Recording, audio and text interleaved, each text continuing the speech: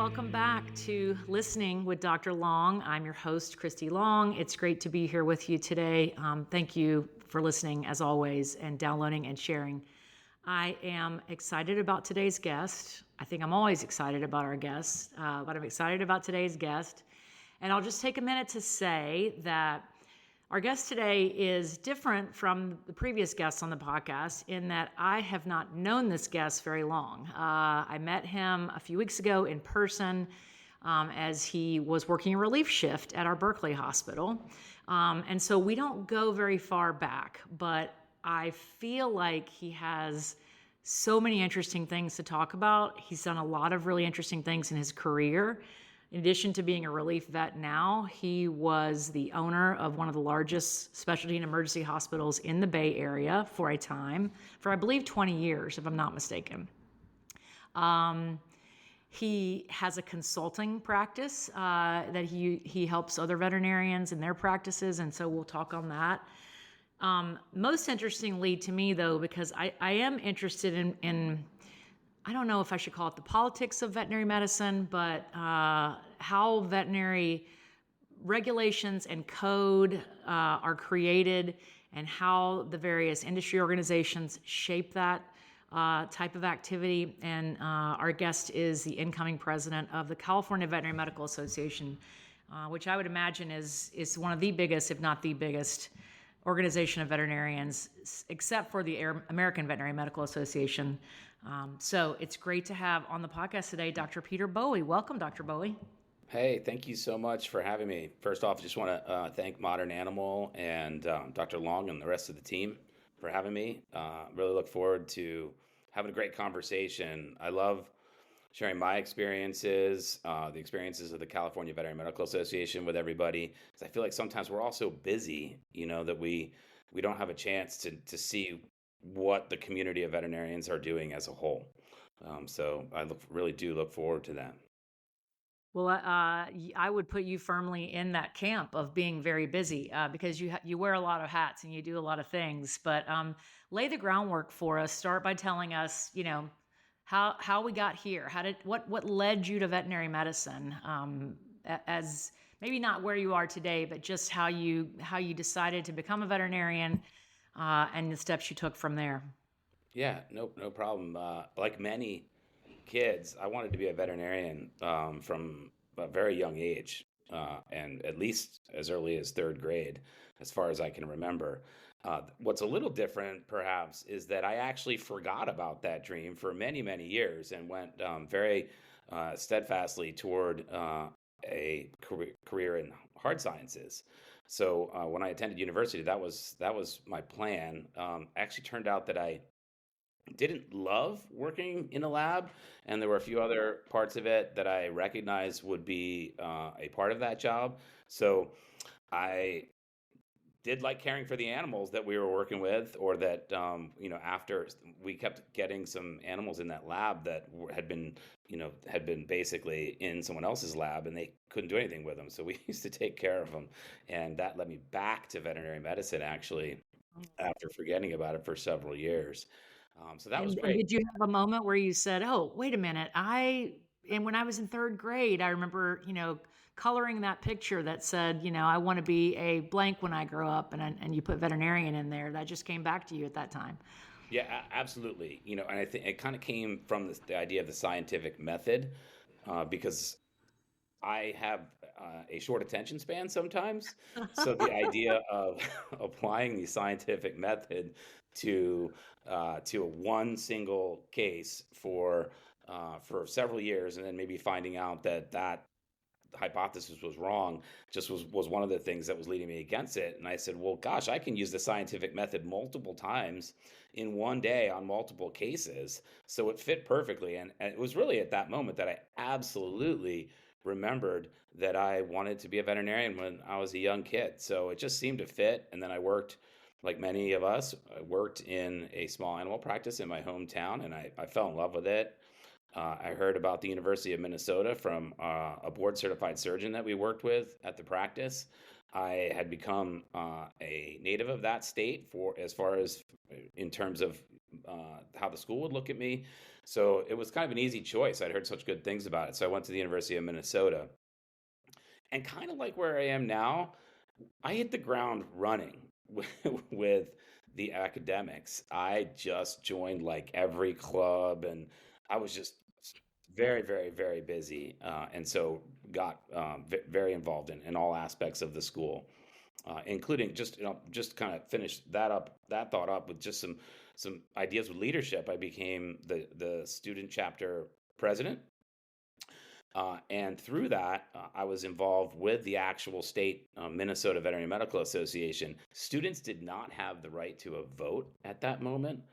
And this is a turning point in my career as far as organized medicine goes, because we lobbied for a vote. And that had to actually, on its own, go up to a vote to the association's members. It was at a meeting. We hadn't predetermined whether I was able to speak or not. So I did not speak that day, and we lost the vote. And I walked away from the meeting, determined to have a voice within organized veterinary medicine. I think that was definitely a turning point What for. year was that? So that would have been probably 1995, Gosh. 1996. Yeah. Gosh, and when did the organization is SCAVMA, I'm assuming you're referring to the student chapter of the AVMA, right? When did students get the vote? I've always wondered exactly when it was. I know they Yeah, have it now. I have checked, yeah. but it was probably within a few years, I would imagine, if their trajectory is anything like a lot of the other state associations.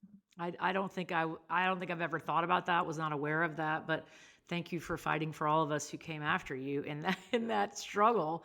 I'm not surprised to hear that you were, in every club in vet school. That does not that tracks very clearly with where you still are as a grown up at this point in time. So did you stay in Minnesota after graduation? Did you go on from there?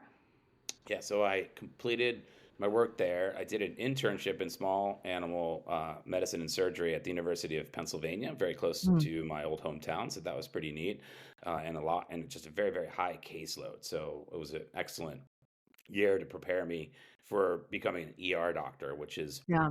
where I landed in California. I'd been on a trip to California just before veterinary school. And I determined at that time, I said, listen, someday I'm going to move to this place. Yeah. So I kept up my word after my internship and moved out here. It was a great time.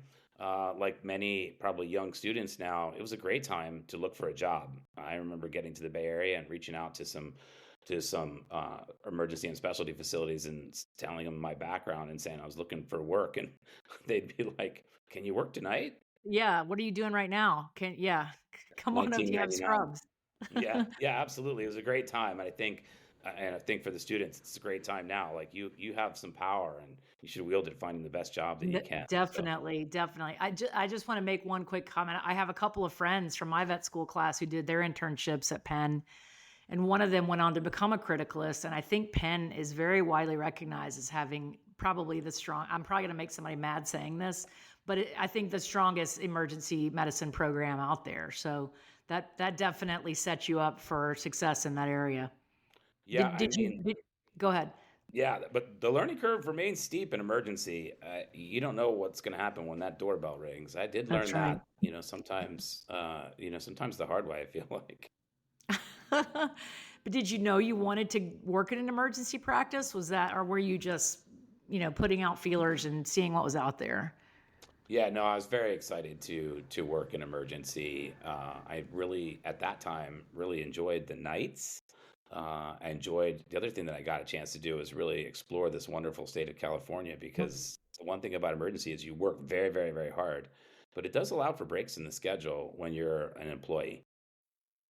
Yeah, I've never worked in emergency medicine, but definitely have lots of friends who do it. And, you pick up what you're working what, 12, 15 shifts a month in most cases, maybe up to 16. And then you can work all those in a row, or you can, space them out into two bunches. And then you have a lot of time in the middle to, as you say, pursue other interests. right? Yeah, it really was great for a young single guy in the Bay Area. It was just a lot of fun. And my brother had a new baby in St. Louis. I was able to sneak out and see them, see my parents.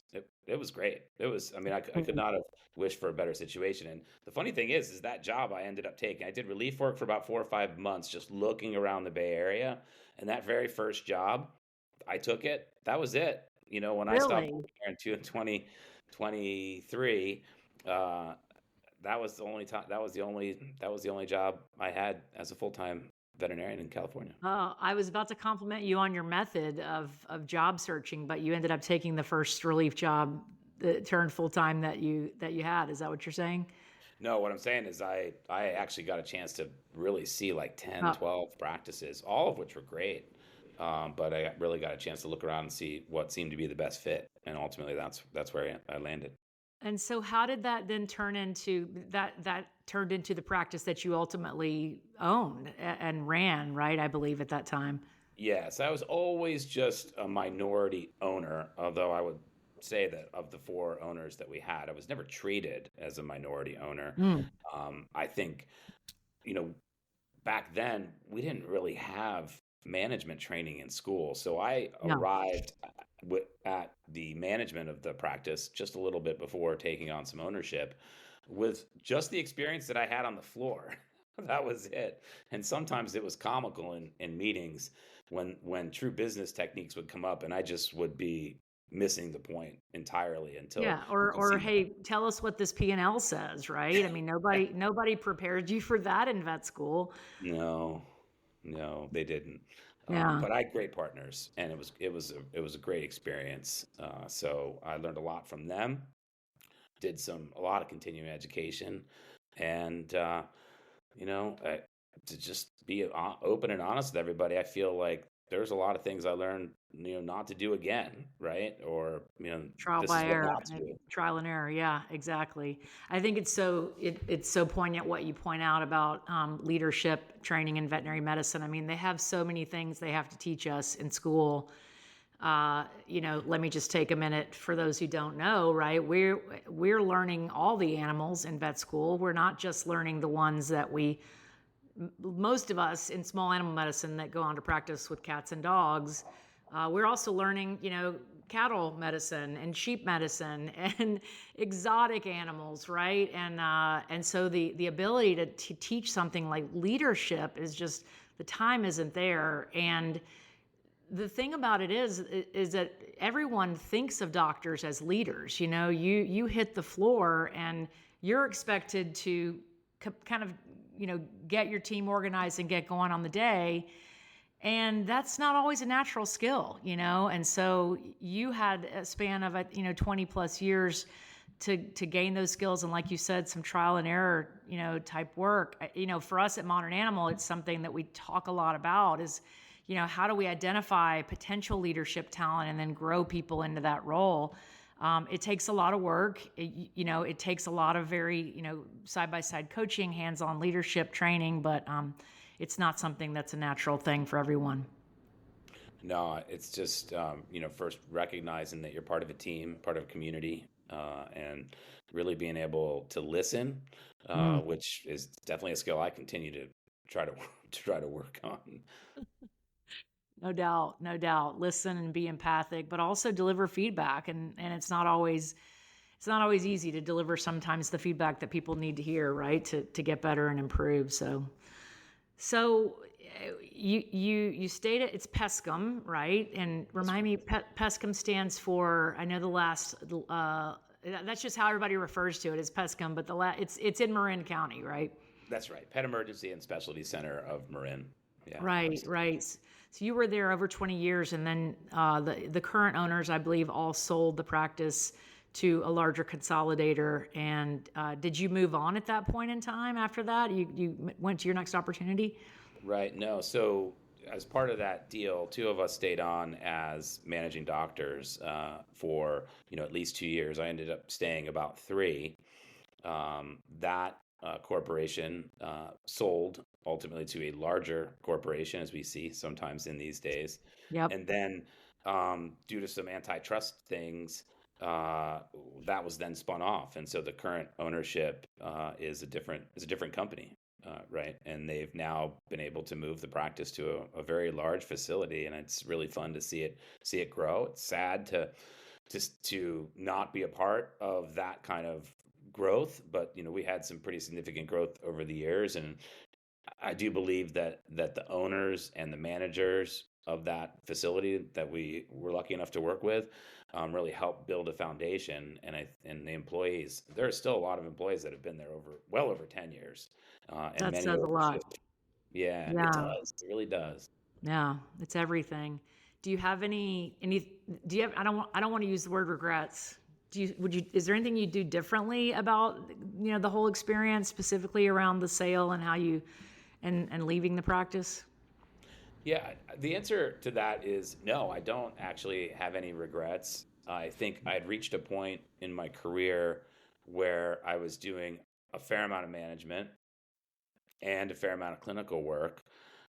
And sometimes I was feeling stretched thin between that Yeah, and had to look at like where do I want to focus? I think to go back whole scale into clinical work would have taken a lot of initiative and a lot of desire. I couldn't work the nights anymore, right. so it was kind of a good fit. I think that was a good fit. I think the other thing that I would point out to people who might be listening here is if you're working with somebody who's private equity backed or a large scale corporation, it's really nice to have someone that you trust on your side. And so there more and more there are brokers with lots of experience. The language of finance is so different than the day to day of a small business, and in particular one that requires the empathy that you brought up before. It's just a different place, and it's sometimes Yeah, hard to translate that. So it's nice to have someone in your corner who you absolutely trust. That's just something I would say that was a really good choice because we didn't have to do that, especially with some of my partners and their experience. But I'm really glad that we did, and I would recommend that anyone that's considering that kind of a sale to definitely reach out, consider that as an option to help you. that's such good advice. And, I think we're in this period of time where it's very difficult for, I'll put it in quotes, a young veterinarian, or a veterinarian, who's maybe in the first 5 to 7 years of their career to own a practice. It's gotten harder and harder as, practice valuations have gone up. And I would love to see that change. I would love to see more veterinarians able to buy into practices. But then ultimately, when it comes time to sell, that makes total sense to have someone who specializes in that. And I know a lot of those practice brokers have veterinarians on their team who have been practice owners and who, like you said, understand the language of finance, which for me also might as well be, Russian. I don't get it. So that's good to know. So um, you're doing relief work now, and I don't know, Peter, how many kids you have to put through college. So we won't, go into that aspect, but I don't know that you have to work relief. I'm curious to know, what is relief? What itch does that scratch for you? Why do you do relief work? Because I see you picking up, I don't know, a couple, 3 shifts a month for Modern Animal. You came to, you live in the Bay Area, but you came to Southern California for the PAC Vet conference, and I looked at the Culver City schedule, and I'm like, Peter Bowie, there can't be two of them. He's now working at our Culver City practice too, which is, for those who don't know California, the opposite end of the state. So what do you get out of relief? Yeah, it's a great question. So, I opened the firm Toward Health Consulting in early 2024 in Mm, its current state, and it's a growing business. So it's nice to have a little extra income on the side. And as you say, there are always different obligations that one needs to meet on a month-to-month basis, and yeah, consulting can sometimes be hot and sometimes be cold. So it's great to fill in the gap that way. But probably more important to me, and probably while I'll probably always do several shifts a month at an absolute minimum, is keeping my feet on the fire or my finger on the pulse of what's actually happening within veterinary practices. And I've done some projects as well with some companies looking at a various set of practices. So it's been fun to really see how does the staff work? How does the flow work? What practice management software are they using? What are the pros and cons of that? How are they handling inventory? There's so many things that I can learn as I see other practices.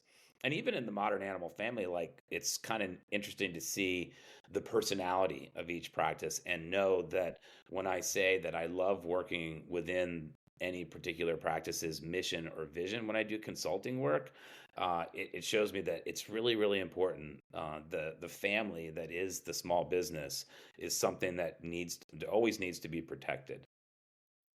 I love that because I think a lot of people think of consultants as someone who sits behind their desk and never really, for lack of a better term, right, gets their hands dirty. But what you're saying and what you realize is you literally have to get your hands dirty at some regular cadence in order to be an effective consultant. Do you ever pick up emergency shifts? I haven't in a while. I do enjoy them. Yeah, It just hasn't worked out with scheduling. But I've done some work with some friends in the Sacramento area and have been back to Pescom a couple of times over the years. They're really well staffed right now. So that's I don't great. know, but I'd love to go back and I'd love to try to practice in their new facility, which, like I said, is a very beautiful place to practice I'm with. sure they love having you back. Yeah, That must be great for everyone. From where I sit in my role, I would love to turn every relief vet into a modern animal full-time doctor. That's my like wake up in the middle of the night problem that I'd love to solve. And in general, a lot of people have called out relief as, this is going to ultimately, degrade the practice of veterinary medicine, and doctors are no longer going to be able to, the more doctors that go, work relief, the fewer opportunities they have to build relationships with clients long term. I don't see it that way. I think it's great. It works for a lot of people. It works for their lifestyle. It brings a level of flexibility in. But how are you looking at relief as a whole, and what's your opinion on how it's impacting the profession and et cetera? you bring up great points, right? And I also think about this a lot as well. It just there is something very, very special about the relationship that you make between your maybe even your managers Yeah. or practice owners, and then of course your team, and then it does trickle down absolutely to the clients. And one of the things that I try to do when I do relief work is I do try to put that closed parentheses on the end of every case, like to finish that case off or to be able to hand that off to the team so that there is a continuity of care. I still try to build like a relationship with those clients in the exam room. I have some experience doing that in emergency because it's just one of the things you have to do Yeah. right away in the emergency room where they don't know you is to try to build trust. So I'm involved in that. I do, and I worry about the continuity of businesses, right? If some of these small practices are just overly relying on relief work, I think number one, it's right now it's probably hard to hit some numbers, but it's also like I said, like if you have one or two full-time doctors and then you have two, three relief doctors coming in every week, it's just very hard to hit that kind of a rhythm to try to build the community among the pet owners and the business, which I think is going to be a very important aspect of modern veterinary health right now. Yeah. I will add parenthetically, since you brought up parentheses, modern animal clients love Dr. Peter Bowie. I know it for a fact, because they say so in their app when they review their visit. So I think that's really important that you bring up the skills that you gained as an emergency doctor, of like, okay, I've never seen you before, but your dog is really sick and we need to do a lot of things right now. And you have to build that relationship quickly. I love the way that translates into the work that you do as a relief doctor. And I treasure so many of the relief doctors we have, and I'm so grateful that they're part of our business. I just, again, would like to state to all of them who are listening, I would love for them to work full time for Modern Animal. So, and I know there are some of the bigger, let's say some of the pet retailer companies that have started veterinary practices in their in their stores. I think some of them run solely on relief. They have no full-time doctors at those hospitals, and that must be really challenging too. So, Yeah. um, I'm so glad we have a lot of committed relief doctors on our team. Yeah, no, I Um, mean, I would point out that I'd like to just say real quick, if I don't mind, yeah. No, go ahead. that to the young veterinarians in particular out there that are kind of learning the ropes or deciding, where a direction might go, full-time veterinarian is an excellent job. Hmm. There's just something very, very, very special and unique about it. I think full-time might ultimately mean 3 long days, right? For some people and some families. So I think we look at it that way, but it's just a great way to be involved in the community and to build that. And I just think that I just don't want people to miss out on that by simply maybe skipping just to relief or something like that, even if they're getting good mentorship somewhere along the way. I could not agree more. When I see a relief doctor coming across my desk and they've been out of vet school 1 year, I think I could have never imagined feeling comfortable walking into a practice I'd never been in before, because a relief doctor has to show up and be like, okay, let's get busy. I'm here. I'm the doctor. And I just didn't have that level of confidence 1 year out of vet school. Maybe some people do, but I agree with you. I think a full-time job as a practicing veterinarian in a practice for the first part of your career is definitely a great way to start it out.